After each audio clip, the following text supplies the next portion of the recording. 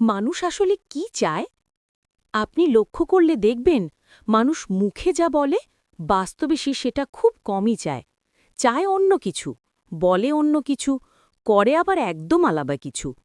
এই তিন দিকের ফারাকটাই মানুষের পুরো সমস্যার শুরু।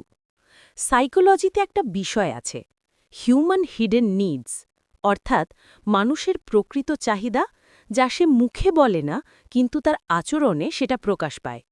চলুন বিষয়টা সহজভাবে দেখি।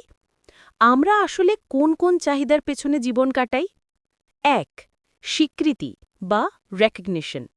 সত্যি কথা, মানুষ টাকা চায় না, টাকা দিয়ে যে অস্তিত্বের মূল্য পাওয়া যায় সেটা চায়।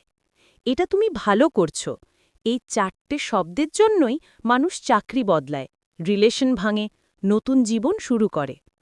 উদাহরণস্বরূপ, আপনি যখন ফেসবুকে স্ট্যাটাস দেন, এটা নিজের জন্য দেন না। লাইক দেখেন, কমেন্ট দেখেন, এটা আপনার আমি আছি এটা প্রমাণ করার ক্ষুদ্র চেষ্টা। ২. নিরাপত্তা বা সেফটি। শুধু টাকা বা বাড়ি না, মানসিক নিরাপত্তাই আসল জিনিস। আপনি কারো সাথে কথা বলতে স্বাচ্ছন্দ্য বোধ কেন করেন? কারণ আপনি জানেন সে আপনাকে ভাঙবে না, জাজ করবে না। আল কুরআনে বারবার বলা হয়েছে, নামানিফা ইমানের পর নিরাপত্তা। ইনসান সবসময় আশ্রয় খোঁজে। ৩. গুরুত্ব বা ইম্পর্টেন্স। এটা মানুষের সবচেয়ে গভীর ক্ষুধা। যে ক্ষুধা না মিটলে মানুষ সাফল্য পেলেও খুশি না হয়েও মানসিকভাবে ভেঙে পড়ে। উদাহরণস্বরূপ, আপনি কোনো সম্পর্ক ধরে রাখেন কেন? কারণ সেখানে আপনি কারো মানুষ হয়ে থাকেন। এই অনুভূতিটা যে হারায়, সে সম্পর্ক ভেঙে যায়। ৪. নিয়ন্ত্রণ বা কন্ট্রোল। মানুষ তার জীবন নিজের হাতে রাখতে চায়। বলাই হয়, কেউ আমাকে চালাবে না। এটা স্বাধীনতার প্রশ্ন না, এটা আত্মমর্যাদার প্রশ্ন। সাইকোলজিতে এটাকে বলে লোকাস অফ কন্ট্রোল।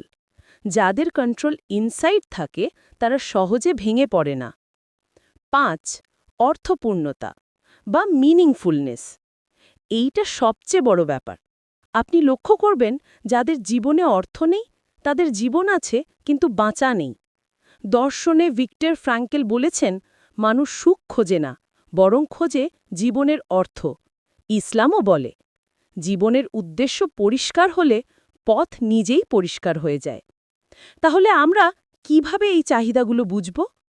১. মানুষ যা বলছে তার চেয়েও বেশি গুরুত্ব দিন সে কি করছে সেটাতে। ২. সে কোন কথায় সবচেয়ে বেশি রিয়্যাক্ট করে, ওখানেই তার চাহিদা লোকানো। ৩.